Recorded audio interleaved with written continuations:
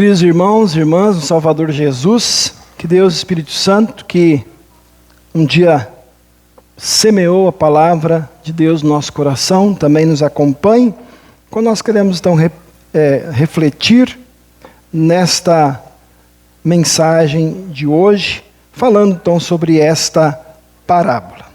Podem sentar.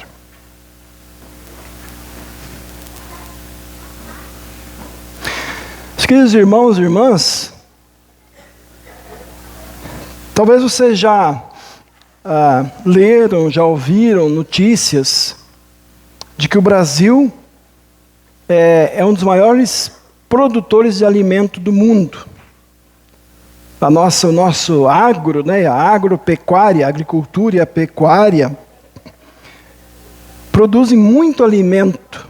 A gente ajuda a alimentar pessoas de muitos lugares do mundo com a nossa produção. E cada ano a gente ouve a notícia de que a nossa produção, ela bate recorde, ela vai aumentando. E sem aumentar muito a área plantada, sem aumentar muito também os pastos. Como é que a gente consegue produzir mais na mesma área? Isso tem a ver com sementes melhores, melhores adubos, técnicas agrícolas e agropecuárias melhores. Os agricultores vão aprendendo cada vez mais a cuidar melhor também da terra. Eu acredito que isso acontece aqui também. Eu cresci numa região onde se produzia até hoje muito soja, milho e trigo. Aqui é mais o café. E também tem muita gente que produz, verduras, morango, etc. E a gente conversando, com muitos de vocês, a gente sabe que muita coisa evoluiu também na produção de café, por exemplo, irrigação, as mudas melhores, e assim por diante. Então, tudo isso faz com que as sementes plantadas possam cada vez produzir mais. E quem então trabalha na agricultura sabe que uma boa semente também faz a grande diferença, entre outras coisas. Agora, a gente também sabe que nem toda semente produz, porque algumas vezes caem onde não conseguem crescer. Embora com as técnicas de plantio hoje em dia, cada vez se perde menos semente. Mas eu lembro, por exemplo, que nós temos na outra ponta, que é quando a colheita está sendo transportada, infelizmente o Brasil ainda perde muitas sementes. Talvez, por aqui talvez a gente não vê muito, mas andando mais no sul, São Paulo, às vezes você está atrás de um caminhão que está levando soja ou milho, e você vê as sementinhas caindo do caminhão. E elas vão cair no asfalto duro, ou às vezes ali do lado, e de repente um ou outro até vai germinar, mas não vai produzir como se fosse plantada adequadamente. E então, pensando em sementes que não produzem, a gente lembra, ou a gente entra então na história que Jesus conta, essa parábola que a gente ouviu hoje. Na época de Jesus, era bem diferente. Aqui já dá para ver um pouquinho, nessa imagem. O agricultor tinha um bornal, que alguns chamam assim, uma bolsa ali do lado com as sementes, e no seu campo ele ia andando e jogando as sementes. Então aqui a gente vê o que foi falado na parábola, onde caiu cada semente. Ele ia espalhando a semente. Não tinha tratores, não tinha plantadeiras, nem aquela plantadeira manual, que em alguns lugares até hoje se usa, não tinha isso. Então, às vezes, inevitavelmente, algumas sementes caíam na beira do caminho, ou entre as pedras, ou no meio dos espinhos, e algumas caíam também em terra boa, e produziam uma boa colheita. Jesus mesmo, então, explica essa parábola. Ele diz que esta semente é a palavra de Deus. Isso leva a gente então para o nosso tema A gente pode ver várias coisas com esta parábola, mas hoje eu trouxe para vocês esse tema aqui. A nossa grande tarefa é semear. Hoje, na aula de catecismo, aqui de manhã, a gente estava estudando aquela petição do Pai Nosso, que nós vamos orar hoje de novo. Seja feita a tua vontade, assim na terra como no céu. E aí, eu perguntei para eles, qual é a maior vontade de Deus?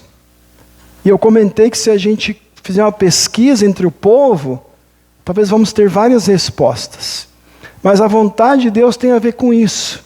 A grande vontade de Deus, Paulo diz para o Timóteo, ele resume, é que todos sejam salvos e conheçam a verdade. A verdade é Jesus. Essa é a suprema, a maior, a principal vontade de Deus. Que todas as pessoas conheçam Jesus e sejam salvas. Então, vejam, Jesus está dizendo aqui para nós que a nossa grande tarefa é semear. Veja que ele não fala que aquele semeador escolheu semear só onde ele achava que era bom. Ele simplesmente foi semeando. Isso vale para a gente também. Nós, como membros do corpo de Cristo, a igreja, cada um de nós tem uma missão. E a missão não é a gente tentar adivinhar quem vai crer em Jesus e quem não vai. A nossa missão simplesmente é semear o Evangelho. É falar de Cristo. É ensinar a palavra de Deus. É batizar. É convidar as pessoas para vir com a gente aqui na igreja ouvir de Jesus. É viver de uma maneira que as pessoas vejam nas nossas atitudes que nós estamos sempre apontando para o amor e para o perdão de Jesus. Agora, o resultado não está nas nossas mãos, está nas mãos de Deus. A gente ouviu no Salmo, né? Que Deus faz cair as chuvas, rega a terra e tal. Isso não está no nosso controle. Não sei, pode ser que um dia ainda o ser humano até consiga controlar o tempo, mas não está no nosso controle. Né? Há quanto tempo nós estamos sem chuva aqui? E em outros lugares está chovendo demais. Nós não controlamos. Assim, o resultado da colheita não está nas nossas mãos, porque até a gente usando boas sementes, tecnologia, adubo, aquela semente plantada, seja de café ou de qualquer outra coisa, ela vai precisar ter o seu ciclo de crescimento. Né? Se eu fizer uma horta aqui, plantar uns grãozinhos ali de alface, eu posso ir dormir do lado da horta ou dormir na minha cama. Vai dar o mesmo resultado. Né? A gente não controla o que vai acontecer dali para frente. A gente pode, claro, regar, adubar, mas o resultado depende de Deus. E Jesus então explica que há diferentes tipos de solo. E vamos lembrar que ele está comparando, né? Solo com corações. Existem pessoas que ouvem a palavra de Deus, mas imediatamente rejeitam. Não querem ouvir mais, já descartam. Tem gente, Jesus diz, que recebe a palavra de Deus com alegria, mas quando vem as dificuldades da vida cristã, elas desistem. Talvez pense, não era isso que eu esperava. Ou talvez ela ouviu promessas falsas, né, de que a vida cristã seria outra coisa. Então Jesus é bem claro, olha, quando vem as dificuldades, essas pessoas se escandalizam quando há angústia, quando há perseguição por causa da palavra de Deus. E tem aquelas, né, que é ali os espinhos, elas recebem a palavra de Deus brota nelas, mas as preocupações da vida, a busca pelos bens e pelo dinheiro acima das coisas do reino de Deus e outros interesses acabam, como aparece ali, né, sufocando a palavra de Deus como os espinhos sufocam aquela plantinha. Só que felizmente, há sementes que caem na terra boa. São aquelas pessoas que ouvem a palavra de Deus, que creem em Jesus, que permanecem nele, não importa o que aconteça. E essas pessoas produzem frutos. E vejam, o que a gente conclui disso aqui? O problema nunca está na semente. A semente sempre é boa. A palavra de Deus sempre é boa. Ela é viva e eficaz. Ela continua sendo hoje, como foi ontem, como foi no passado, viva, poderosa e eficaz. Eficaz quer dizer, quer dizer que ela faz o que ela diz. E ela diz o que ela faz. Ela cumpre o que promete. Essa palavra, meus irmãos, é a mesma que transformou um dia aqueles discípulos em seguidores de Jesus.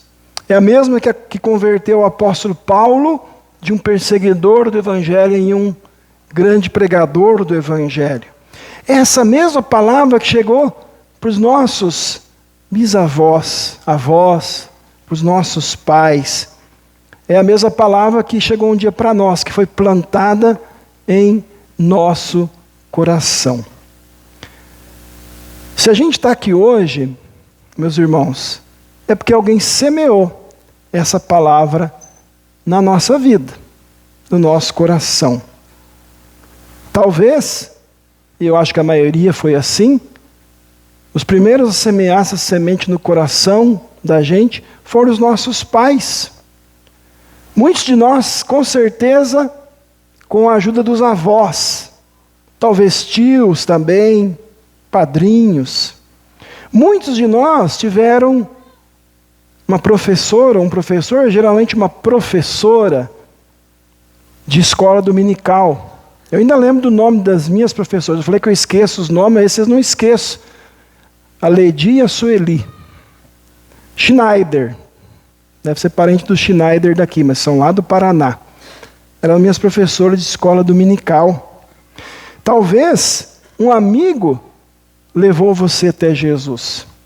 E com certeza todos nós lembramos de um ou mais pastores também, que nos ajudaram a andar no caminho de Jesus. Alguém lançou a semente. Talvez outros adubaram. Mas Deus é que fez a semente germinar e frutificar. E isso também ensina para nós, meus irmãos, uma outra lição importante. Nem sempre a gente vê imediatamente o resultado da semeadura. Lembra que eu falei antes, né? Se eu plantar ali alface, não vai no outro dia já nascer. Cada tipo de semente tem, né, o seu ciclo. Tá? Então, é assim. A gente nunca vai colher no mesmo dia que plantar. Então, o agricultor semeia, espera, confia. Ele pode, como eu disse antes, regar, adubar, mas ele tem que esperar Deus fazer aquela semente crescer. É assim também entre nós, meus irmãos. Assim é na missão da igreja. Às vezes, a gente anuncia o evangelho para uma pessoa ou para algumas pessoas durante meses ou anos e parece que nada acontece. Eu já li várias histórias, né, de missionários lá nos anos 1800, né, que foram para a África, para a Índia, e às vezes passavam anos lá e tinha um convertido, às vezes dois, demorava muito. Né? Agora vejam, às vezes tem pessoas que com uma conversa, com um convite para vir na igreja, por exemplo, ou com uma palavra de consolo que a gente dá para ela num momento difícil, às vezes na mesma hora ou no outro dia, o coração dela já é tocado e ela crê em Jesus. Vocês lembram, já contei mais de uma vez, um exemplo, né, da história da mãe de Agostinho, né, chamada de Santa Mônica, que o filho não queria saber nada da fé cristã, e ela orou praticamente 30 anos para Deus converter o seu filho. E um dia isso aconteceu. Então, a gente não sabe quando a semente vai germinar no coração de alguém. Mas nós não podemos desistir de semear, porque essa é a nossa grande tarefa. O apóstolo Paulo fala para Timóteo, isso serve para a gente também, diz assim, olha, pregue a palavra, insista, seja oportuno ou não, ou seja, às vezes as pessoas não estão querendo ouvir, tal, continue pregando, né? Continue pregando. E Jesus então está dizendo isso para nós, olha, não desanimem, não desistam, continuem semeando. Talvez você já tenha pensado assim, mas esse meu vizinho, eu já convidei tanto, já falei tanto com ele nunca vai mudar. Ou então, meu filho não quer mais saber da igreja, não quer mais saber de Deus. Esse meu colega de trabalho, ele não tem interesse nenhum nas coisas espirituais, na fé. Só que nós não conhecemos o coração das pessoas. Deus sim conhece.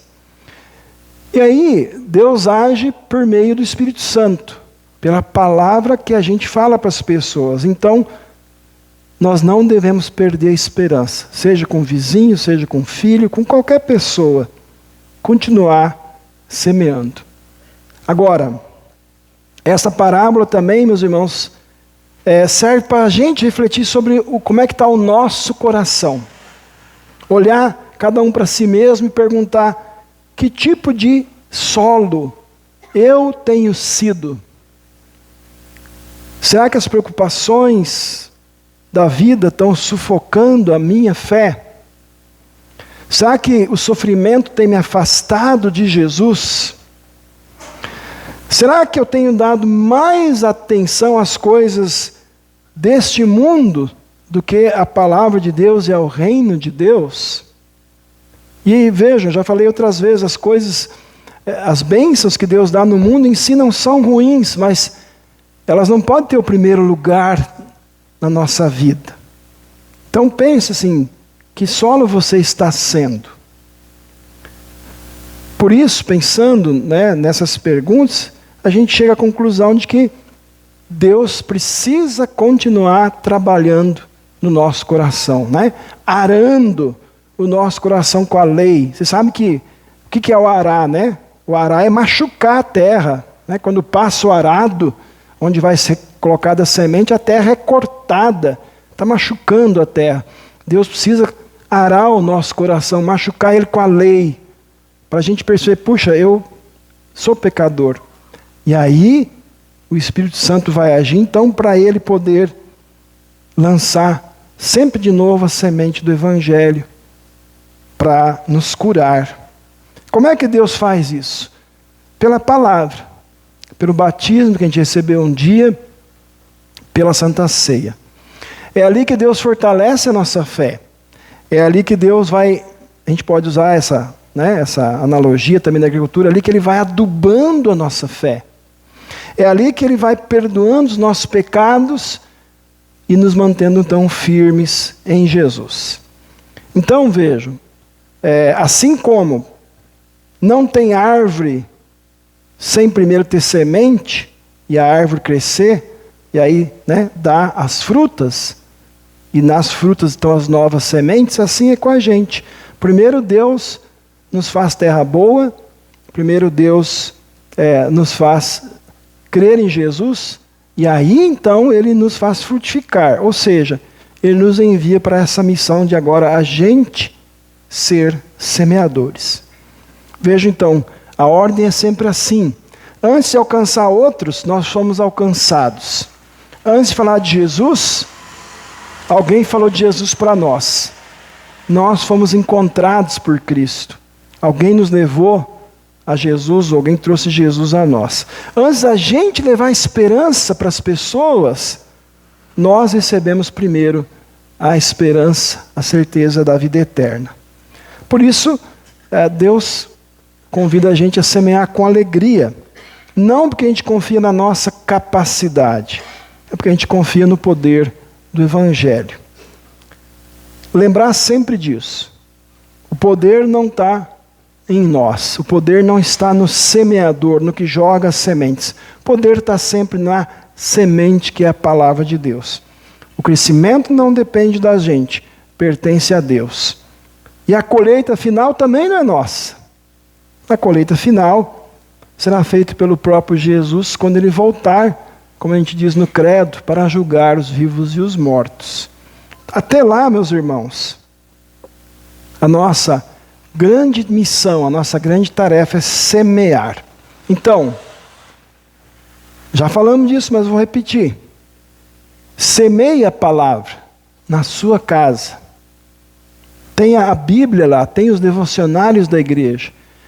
Tenha a música da igreja para ouvir. Semeie a palavra entre seus amigos. Como? Olha, usa os livrinhos ali da Hora Luterana. Leva o boletim da igreja para ele. Você pode hoje semear para os seus amigos pelo WhatsApp também, Instagram, Facebook, etc. Assim também os seus colegas de trabalho. Você que estuda, semeie lá na escola. Semeie com palavras, mas também semeie com atitudes de bom comportamento, de amor, de ajudar, mesmo quando não te pedem ajuda, de perdoar e assim por diante. E, finalmente, como a gente disse antes, semeie sem desanimar. Deus disse lá em Isaías, a minha palavra nunca volta vazia, ela vai produzir resultados. E por que a gente precisa continuar semeando? Meus irmãos, porque cada pessoa ao nosso redor, e são aí mais de 5 bilhões no mundo, precisam ter a oportunidade de ouvir que existe um Salvador que morreu e ressuscitou por elas também. E essa tarefa hoje é dos 2 bilhões e pouco de cristãos que tem no mundo. E nós estamos no meio desse número.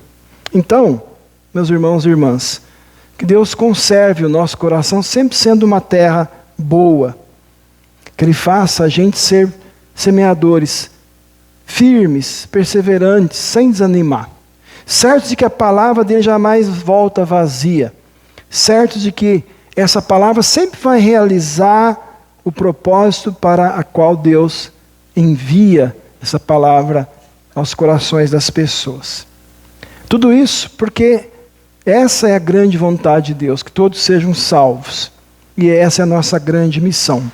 Vamos ler todo mundo junto? Nossa grande tarefa é semear. Que Deus ajude cada um de nós a semear com os dons e recursos que Deus nos dá. Amém. Vamos orar?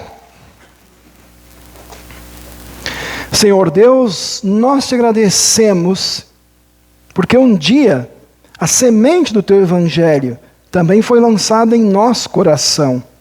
Conserva-nos como terra boa, fortalecendo a nossa fé por meio da tua palavra e dos sacramentos. Dá-nos coragem e ânimo para anunciar Cristo às pessoas que colocaste ao nosso redor, sem desanimar diante das dificuldades, confiando que o poder está na tua palavra e que a colheita pertence a ti. Usa a nossa vida para levar esperança, perdão e salvação de Cristo a muitos. Em nome de Jesus nós oramos. Amém.